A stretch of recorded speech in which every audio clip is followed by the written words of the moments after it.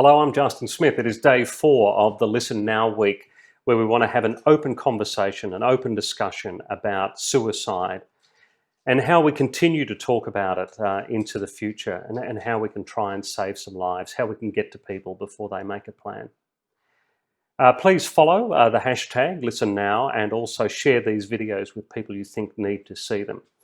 And then people who work on the front line have, like paramedics and police and nurses, and I think they've got a real understanding and a unique understanding in the tragedy around suicide, probably better than most. Tragically, they have that understanding better than most. They have seen the bodies of the victims, they have talked to the families, they have tried to get an understanding themselves, and many times it really damages them. It causes a hell of a lot of damage in their own lives.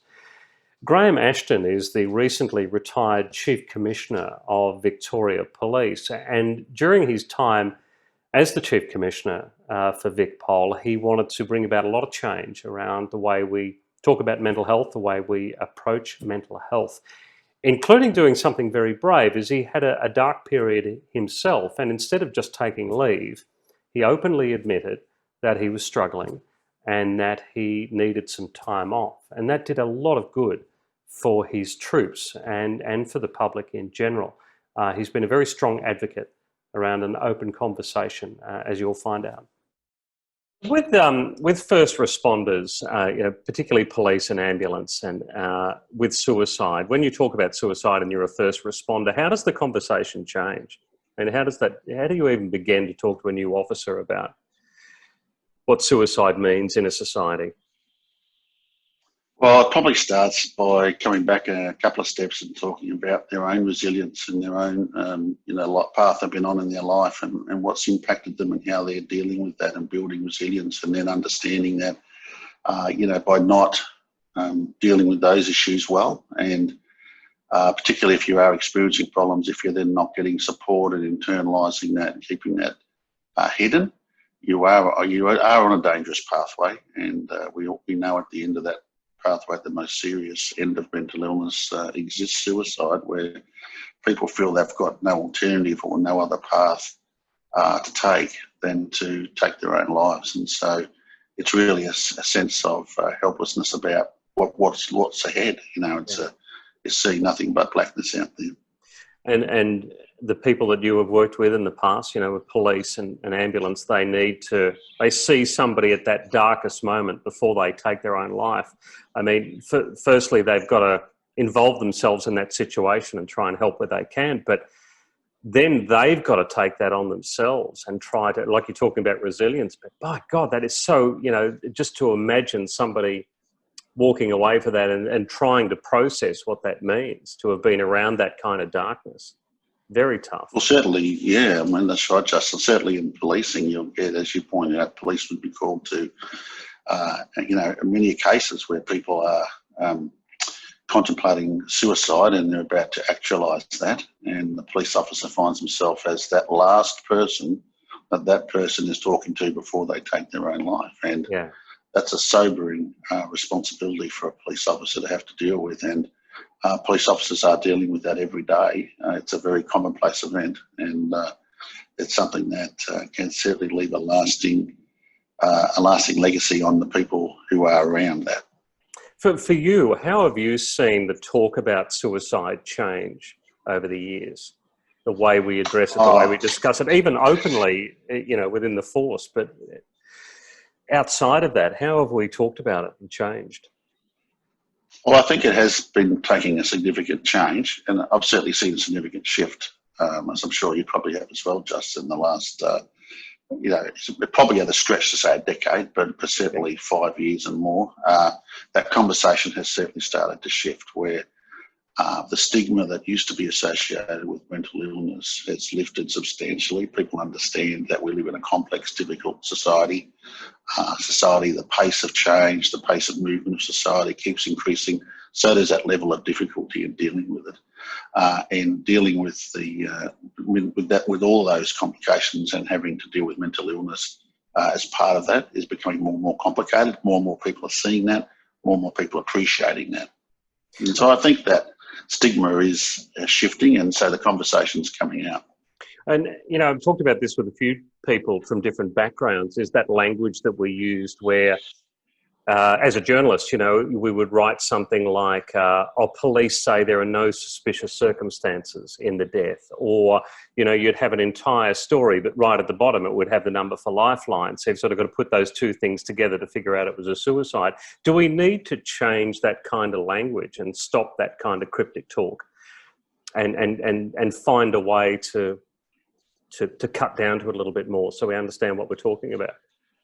I think we're getting to that place, Justin. I think that I don't know whether we're there yet, because there's still a lot of education to be done. I think with particularly with younger people in the community about mental health and understanding how you build things like building your own resilience that we spoke about this before, and how to understand that context before that sort of conversation totally opens up across society. I think that we are getting to that stage, but I think at the moment we're still on our way there, where we're trying to say, look, this is a significant issue across society. It has to be talked about, and here's what's underpinning it. Here's how we educate. Here's how we understand these issues as a way to a full and open conversation about it in the context of appearing in things like the media, etc. Because I think there's still elements aside that don't understand some of that, and particularly in the younger community, to still understand what that's all about, so it won't have a negative impact on them.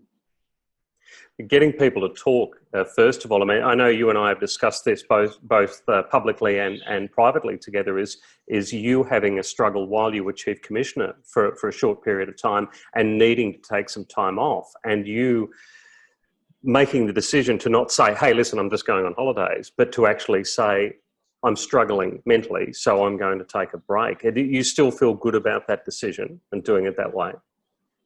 Oh, absolutely. And, you know, since I did that, it was only confirmed to me.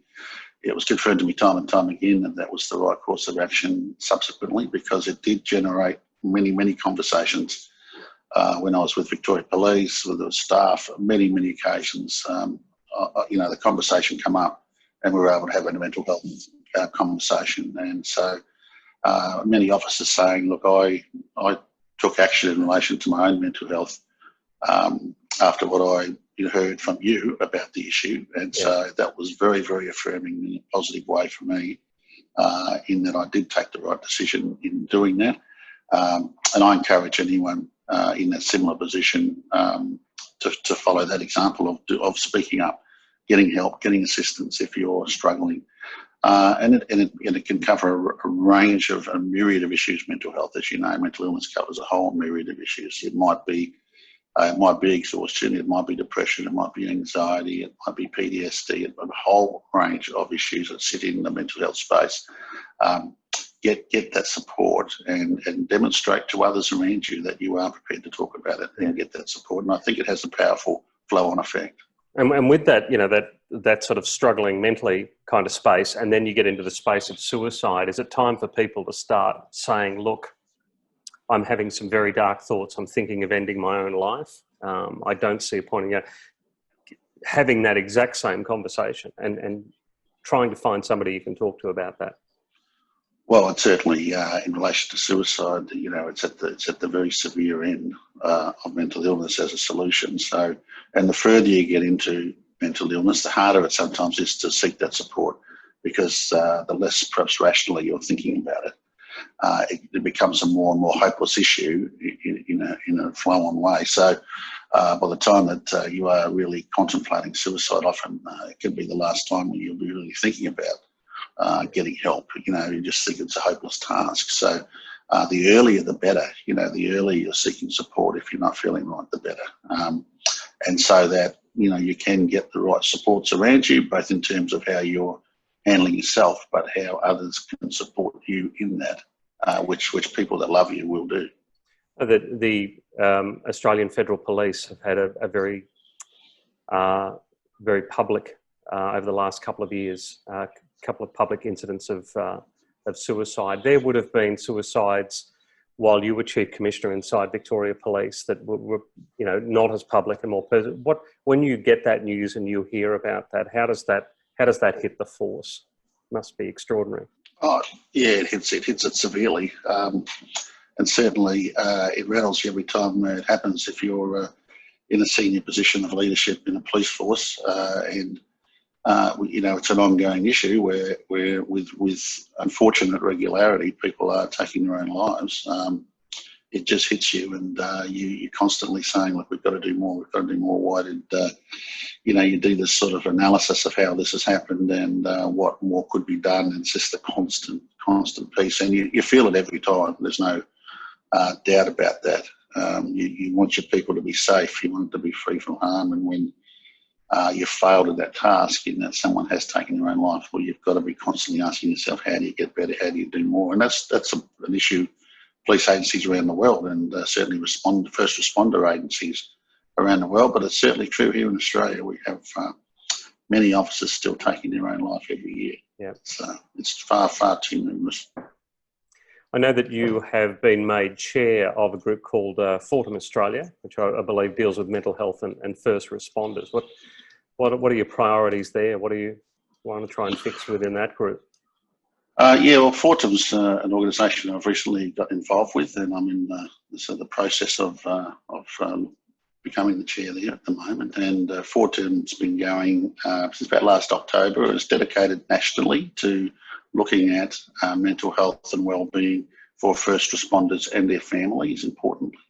And so it's still it's looking at ways in which it can deliver both hands-on support in a clinical context, but also more broadly wellbeing support and information for families of first responders who often find it really, really challenging, and quite often for agencies, whilst they will have a bit of a focus on families, obviously the focus is on the employee, and often the families can be a bit left out of the discussion. So it's really about providing that sort of wellbeing advice and support to the whole family unit of first responders on a national basis. So yeah, looking forward to getting into that and trying to make a difference in that area. It'd be great. And we've just got to start talking, haven't we? We just got to get as good as we possibly can at it. Whether you're suffering or you know someone, Yeah, exactly. And that's what you're doing, Justin, in these conversations. It's about making sure that people are aware that there's an important conversation to be had, and raising awareness for that is really, really important. And it's one of the most critical issues society's currently facing. And as I said before, it's an ever more complex society. These issues aren't going to diminish. They're only going to become more exacerbated as the world continues to get more complicated. And we're not in more complicated times than we are now. And as we talk in the current COVID environment we're speaking currently, and that's just going to continue to get more and more difficult. So people at the moment should be really having these conversations in as open manner as possible. So I commend you for what you're doing here. It's good to see you, mate. Thanks very much for the chat. No, always good to see you, Justin. Take care, mate.